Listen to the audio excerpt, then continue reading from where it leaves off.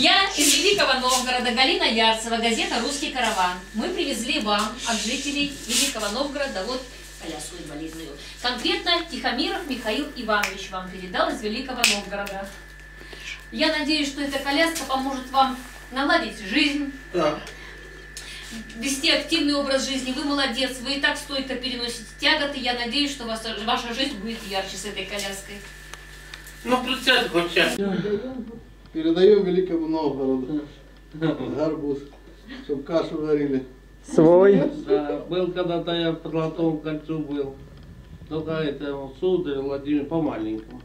Тоже красивая. Спасибо. Мы отвезем тыкву обязательно, наварим каши и в русский караван пригласим всех, кто помогал собирать 9-й караван.